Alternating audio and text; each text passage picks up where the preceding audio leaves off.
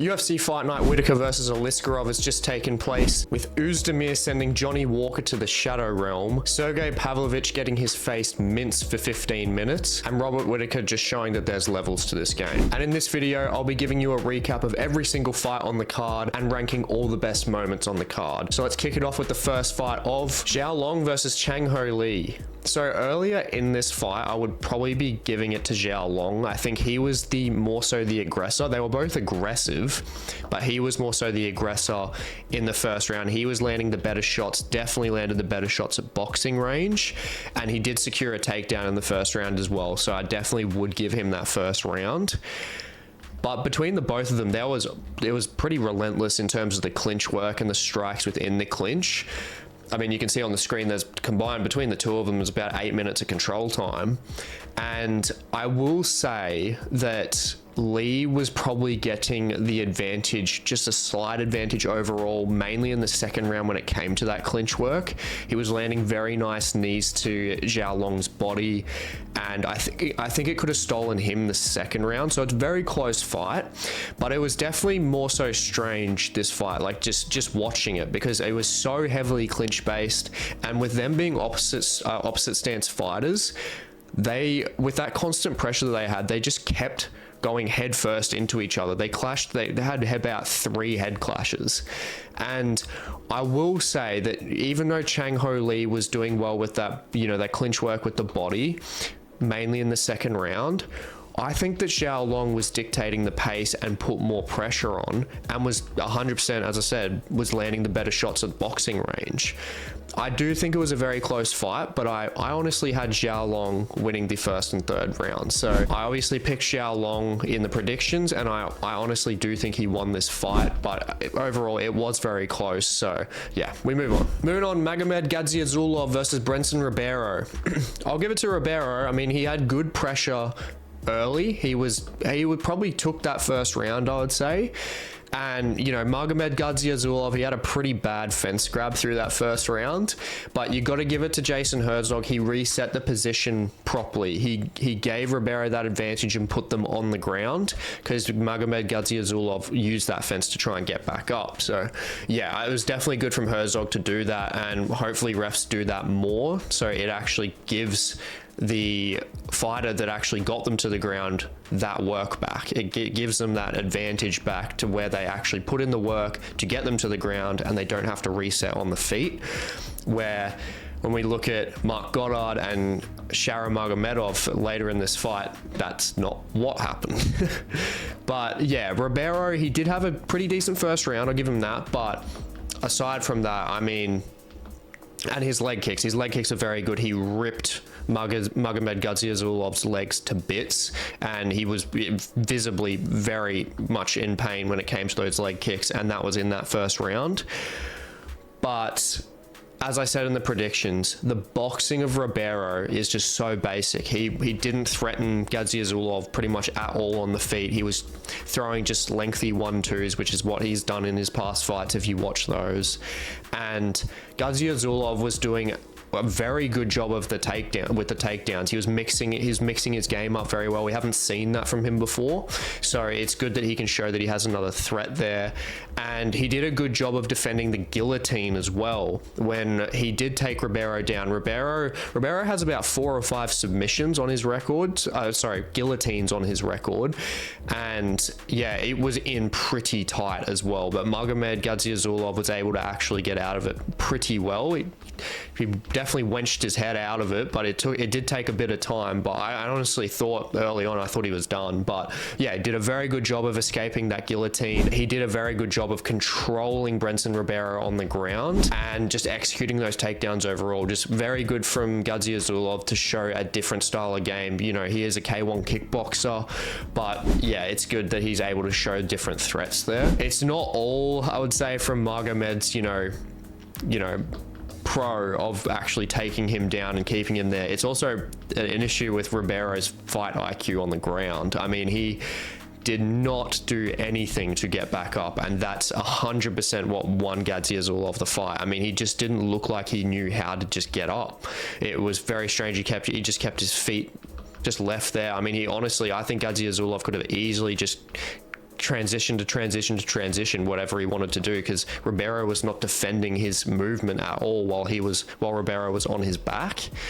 And I don't know how the hell the judge, I mean, obviously I think the judges were wrong in the last fight, but I think they got it right in terms of Magomed Gadzhiyasulov winning, but it shouldn't have been a majority decision. I don't know who the hell scores this fight at 28-28. The last 2 rounds were clearly Gadzhiyasulov's, and you would have had to have given a 10-8 in one of those rounds, and I don't know how. I don't think Magomed Gadzhiyasulov even did enough to get a 10-8, but yeah, it's just, again, more shitty judging. But yeah, overall, very good win from Gadzhiyasulov in the fact that he's able to actually smartly make those adjustments mid-fight after getting his leg chewed up and losing that first round. So yeah, definitely deserved the win for it. Moving on, Kang versus Muin Gafurov. There were very good leg kicks from Muin Gafurov early, which was dealing Kang a lot of damage. You could instantly see the power difference between the two of them. I mean, Kang is not known for his power, but he is known for his precision and his jab, which he needed to use a lot more of in this fight, which is like why I picked him. But yeah, he just didn't utilize that part of his game plan enough, and he did a decent job. Kyung did a decent job of, you know, using the butterfly hooks to get Gafurov off of him at points when it came to Muin trying to control him. But I would say, at least when it came to that first round, Muin Gafurov definitely won that purely off control and those leg kicks. Now, Kang, he did look good at the start of the second round. He started, you know, executing his offensive wrestling very well. He timed the takedowns very well, and he got Gafurov to the ground, but Gafurov was just getting more confident on the feet, and some of the combinations he was firing off with by the end of the second round, Kang was looking pretty bad. He was looking pretty beat up. His stamina was definitely waning as well, and coming into that third round, I had Gafurov 2-0 up for sure. The decision was definitely right in this fight, being 30-27. He was 2-0 down, but he just did not show the urgency, and he didn't utilize that jab and that, you know, that precision, that composure, that 5-inch reach advantage that he had. And yeah, with that, I mean, he choked it, and I think Muin Gafurov definitely deserved the win in this one. Moving on, Rinat Fakhretdinov versus Nick Dalby. This fight and these fighters just really show how stacked the welterweight division is, like having these two guys outside of the rankings. Like these guys are very good. It was a very competitive fight, a lot of fast pace, and yeah, first round is super exciting. There was a lot of pressure from Dalby early, but Rinat was just doing a very good job of mixing up his tools, and you know, he got the knockdown in that first round as well. And Rinat, with the striking, he was just mixing things up very well, where I think he just kept Nick Dalby guessing. And when Nick Dalby was pressuring, he started pressuring less and less, because I think of obviously getting that knockdown in the first round from Rinat, so showing he has that power, but then also mixing it up. He was doing decent work to the head, obviously the body as well, and you know, there wasn't a whole lot of volume to the body, but he made those shots count. And yeah, like you look at Dalby, you look at him, I mean, he had good pressure, but his breathing was insane. Honestly, I could basically hear, I could hear his breathing way more than I could even hear the commentary team. I mean, his breathing was so weird. It was so heavy. It's got to be some form of tactic there. I have no idea. I've never seen it before, but I mean, he goes hard 3 rounds. So I mean, it's got to be doing something. And yeah, I had probably had it 1-1 going into the second though. Going into the third, because Nick Dalby's pace and that cage pressure, I'd probably say, was doing most of the work through the second round. And yeah, so that's where I think Rinat needed to show a bit more urgency when it came to that third round to make sure he could secure it. And he did the exact right thing. He did what he needed to do. Unlike Kang did, he did the right thing and exercised the best part of his game plan, which was level changing. When Dalby pressured him back, he would time his takedowns perfectly, get Dalby to the ground, and then lace up his legs. So yeah, I think Rinat Fakhretdinov definitely showed a very good change up in style through the second to third round. Obviously, you know, striking a fair bit at the start, and then moving into that wrestling base that he did have, or does have.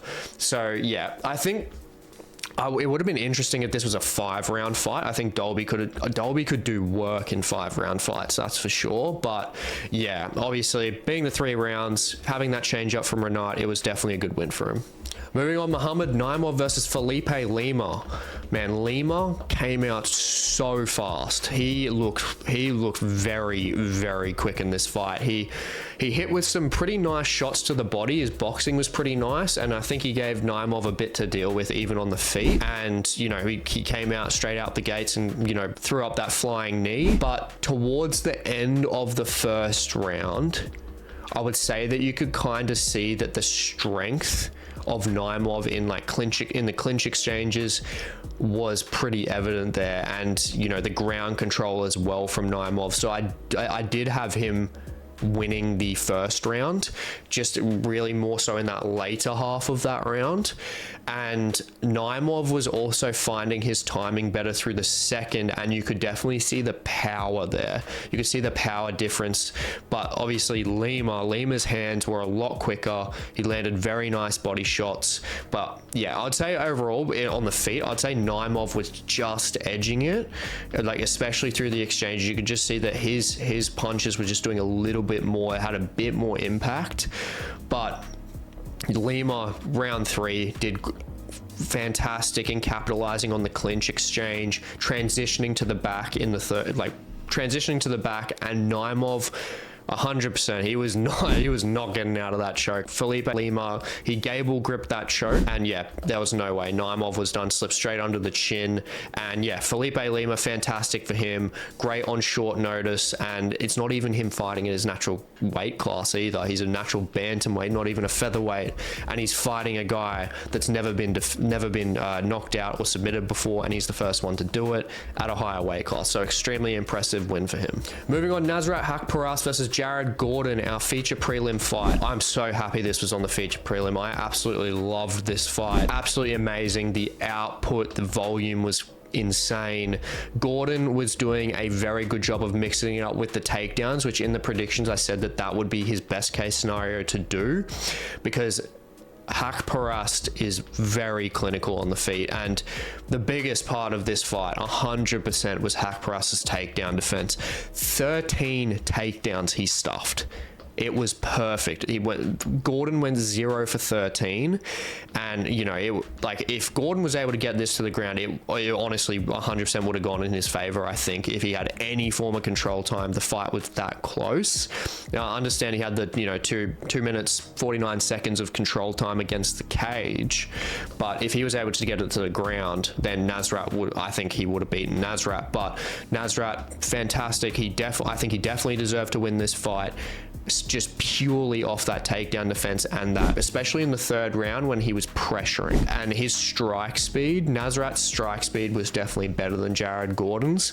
Jared Gordon, when he switched to southpaw, he definitely found some success because he started using that his right hand as a power jab, and you could see it was doing damage to Nasrat Haqparast's face. I would say that the first round I would give to Nasrat. I think the first round was for Nasrat. He was landing the better volume, landing the better strikes overall, quicker in the exchanges. But then I would say Gordon probably won the second round just out of the dirty boxing, the clinch game as well. So yeah, 1-1 going into the third. Just when he switched to southpaw and using that power jab, it was definitely arguable that he could have got it. But I think Haqparast, just with that takedown defense and the 6 strike volume as well, just edging it, I think that I think it's fair that Nasrat Haqparast just won this fight. And moving on to the main card, Johnny Walker versus Volkan Oezdemir.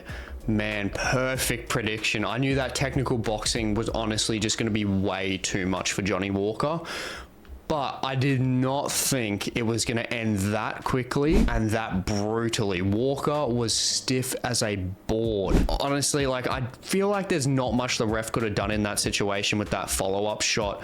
You know, Oezdemir, he was just a laser, 100%. When he pressured him against the cage, Walker got hurt initially, but with that shot behind the ear, yeah, he was done. It was bad. And as I said in the predictions, Walker is one of those fighters. He's very good when he mixes up his fighting style in terms of passiveness and aggressiveness.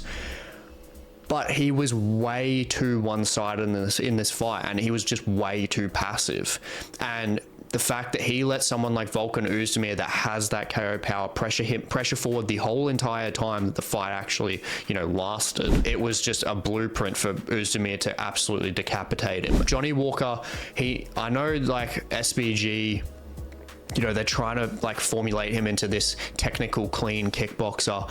He needs to go back to having that kind of crazy, borderline like Michelle Pereira Capoeira kind of fight style. He needs to go back to being wild, just like make or break, honestly. I think that's just going to have more success than this passiveness that he has in this technical kind of kickboxing kind of style that he's trying to do at the moment. He's just getting chinned, and it's been bad in his like literally this year. It's been terrible for him. He's been chinned by Magomed Ankalaev, and now he's just been chinned even worse with Volkan Oezdemir.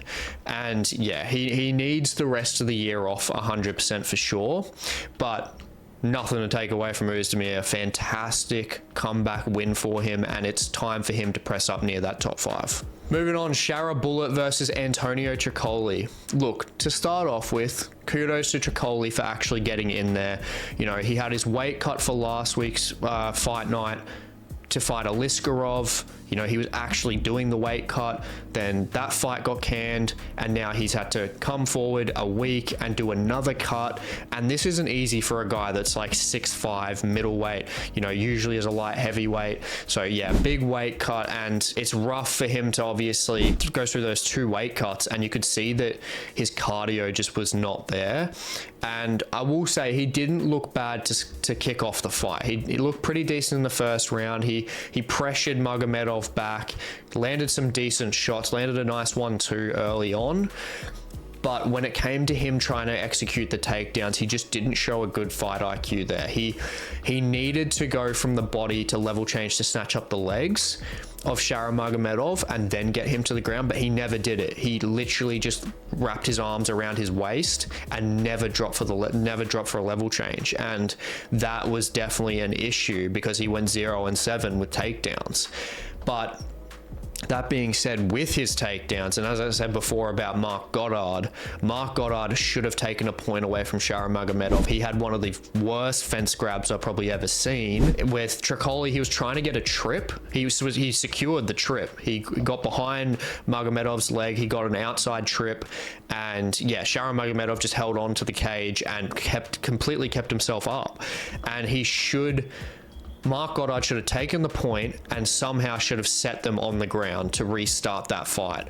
He should have done that, honestly. I just don't see why there was no repercussion there in terms of what Magomedov did. And it played very badly in terms of, Trocoli's fight plan, his style. It really went south for him, because if he got Shara Magomedov down, then he could have done some work, and he's got the submission game there too, but yeah, couldn't do it. And it's unfortunate the one time he was going to do it, he got completely screwed. But yeah, aside from that, looking at Shara did look very good, but it just was not a test for him. I mean, I'll say he did well against the style of fighter that Trocoli is, and the physical attributes he has. He was very tall, and Shara Magomedov was doing a very good job of chopping down the legs and really busting that cardio with the front leg side kick to the body. But yeah, I think that Magomedov just needs a much better test. I mean, when it came to the 3rd round, Shara Magomedov was basically just experimenting with his weapons at that point. Trocoli looked so dead in the 3rd. He had no movement, he wasn't checking any of the leg kicks, and his chin was straight up in the air. So yeah, Shara Magomedov just pressured him a heap, and he had pressure on him to actually get the finish, because if Shara Magomedov didn't get the finish, it wouldn't have looked great for him even though he won. But yeah, I mean, the finish was put on a silver platter for him. I mean, and it was pretty nice. He had a couple kicks in there, and then it just led to that left hook straight to the chin and just dropped him. And yeah, it was, good win for Shara Magomedov, but he needs a higher test. He needs to test a decent grappling test. But I wouldn't be surprised if the UFC does try and cherry pick his fights, and it's kind of understandable. I mean, he can't fight in America as well because the athletic commission won't let him because of his eye.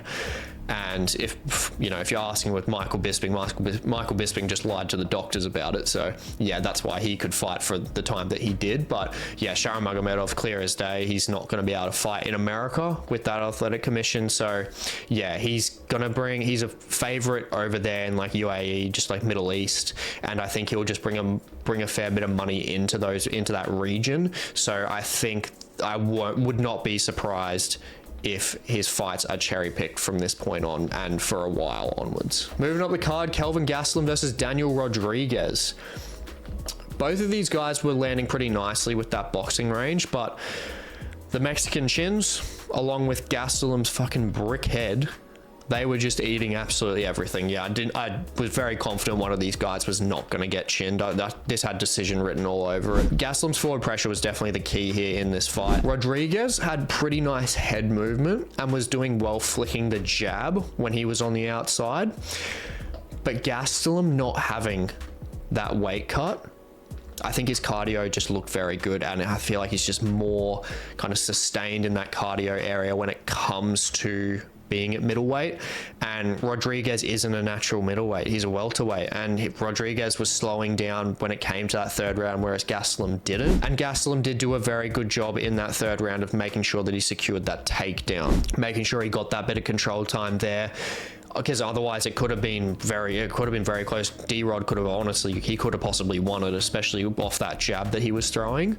It was very competitive, very high output fight, but yeah, I think Rodriguez did steal the second round, but with the takedown from Kelvin Gastelum and that control time in the third round, I had Gastelum winning 29-28 overall. Moving on to the co-main event, Sergei Pavlovich versus Alexander Volkov. Volkov made me eat my words, that's for sure. Volkov, he did a great job managing the distance with his teeps. He outlanded Pavlovich as well. I think a Q2 why Pavlovich was so complacent is Bisping did bring up a pretty good point when he was commentating, in that with them been training for so many years together, they know a lot of each other's mannerisms. So I feel like Pavlovich could have been complacent because Volkov would know how to counter him pretty effectively. But honestly, I feel like it's just not really an excuse when it comes even down to that third round. Pavlovich, he was not cutting off the cage. He was not pressuring to the point where, he was actually letting his combinations go. The fact that he did not let his combinations go, his hands fly, and cut him off is the reason why he lost 100%. If you're fighting a guy that is so much taller, has that leg reach advantage, and is using those teeps very well, and is circling out pretty much every time you even move closer towards him, you need to be cutting him off in some way, shape or form. And Pavlovich is skilled enough to 100% do that. But yeah, there was something wrong. There was something up 100%, but nothing to take away from Volkov. He did a fantastic job. He utilized his game plan perfectly. He was completely chilled out in that fight, got his bloody hair combed between the second and third round, and by that point I knew it was over. If he's getting his bloody hair combed halfway through the fucking fight, Volkov played a fantastic game. Pavlovich did not string anything together the entire fight, which we've never seen him do that before. So that's where I kind of emphasize Bisping's point in that, and having that complacency there, maybe because of Volkov being able to effectively counter. I don't know, not really making excuses, but yeah, Volkov did a very, very good job, but it could have even been down to the mentality of Pavlovich. Pavlovich got finished by Aspinall. He could have felt like that if he pressured forward, it could have been the exact same thing if he pressured against Volkov. It's definitely frustrating for the picks, but a massive win for Volkov, and it's going to be good to see him actually get into that top 5. He definitely deserves that. I think now he had a good showing against Taito Ivasa, got a very rare Ezekiel choke on him, and now he's just beaten Pavlovich, who's the boogeyman of the division, bar Aspinall. And yeah, pretty piss poor bloody performance from the boogeyman, Sergei Pavlovich. And yeah, it sounds like the training statement that was made is just not true by any means if we are going to go by that performance that Sergei Pavlovich put on. Moving on to the main event, Rob Whittaker versus Ikram Aliskerov. Just levels to this game, man. Honestly, a beautiful right hand, tracks him down, hits him pinpoint with the right uppercut, just absolutely annihilated Aliskerov. Two different levels in that cage, 100%. He was Whittaker was completely composed throughout the whole thing. You know, like Aliskerov landed nothing on him, and just through that sequence, man, he did not get over aggressive. He did not pressure too much. He picked his shots, went for his signature 1-2 head kick, missed it, waited a little bit, found that opening through his guard, just decapitated him with that uppercut. Yeah, just honestly perfect for Rob Whittaker, and he definitely 100% could be the backup for 305. That fits him perfectly, close to home, and no travel time as well. And Dana has basically approved that it can happen for Whittaker. I'm not saying that, you know, he is going to be it, but Dana's already approved that it should happen in the post-fight press conference. And if he can step up and win as the backup at UFC 305, that's just a fairy tale story for him. That would be amazing for him. Honestly, that would be, I wouldn't say a swan song. He's still pretty young, but yeah, it would just be a fantastic notch on his belt. And Aliskerov, yeah, he needs to go back. He needs to do some more work in terms of fighting this lesser competition, not jumping up. You know, he's had the issue when it comes to, like, he's had the Benoit Saint Denis treatment. He's had the Abus Magomedov treatment. So yeah, I think it's, yeah, definitely time for him to just, you know, track back a bit, fight his way up naturally.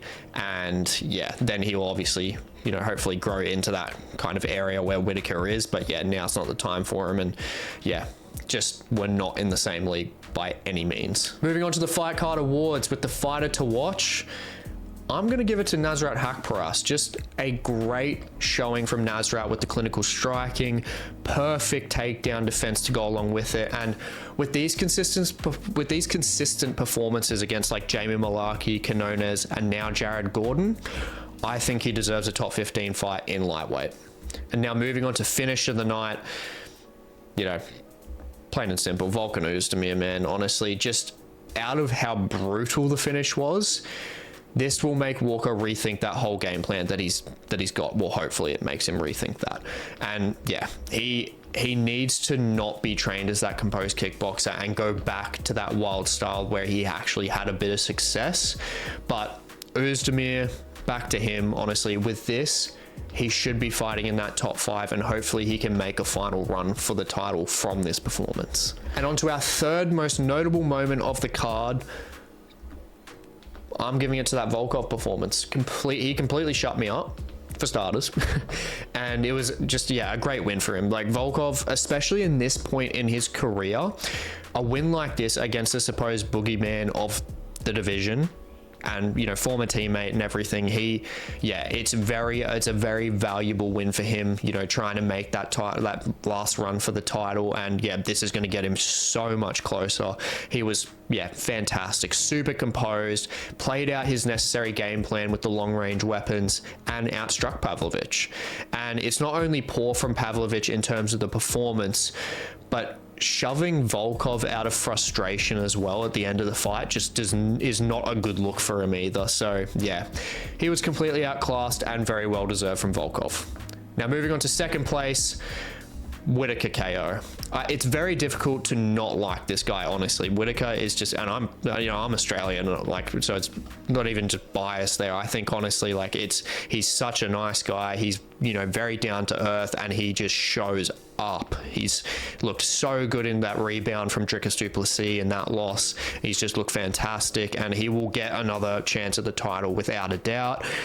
And yeah, honestly, I hope in the next 2 years he can find his way to winning that title again. There's a very good chance of him doing it. And I knew the KO would come, but I didn't think, again, I didn't think it would be that early, just like the Oezdemir and Walker fight. You know, these guys are getting finished quick. So yeah, it was very entertaining. And he, you know, at the end of the day, Whittaker belongs up in that division, that high up in that division for a reason. And that title shot is coming very soon. And on to number 1, Oezdemir's KO. It was definitely close with Whittaker's KO, 100%, but Oezdemir being the underdog and just the sheer brutality of the KO just gets that number one spot for me. It's just a very good look for Volkan Oezdemir moving forward, and yeah, especially just moving forward and having that last title run. With Shara Bullet and Ikram Aliskerov being on this card, if you haven't already, check out my tier list ranking video on all the best hype trains and what their ceiling would be in the UFC, ranking them from champion, top 5, top 10, top 15, and then derailed. So I do about 30 to 35 of the hype trains in the UFC at the moment, and yeah, I'll just leave that on link on the screen here. And if you haven't already, please subscribe, and if you want to see more MMA based content, please just chuck a like and give it a share as well. Thank you for watching, and I'll catch you in the next one.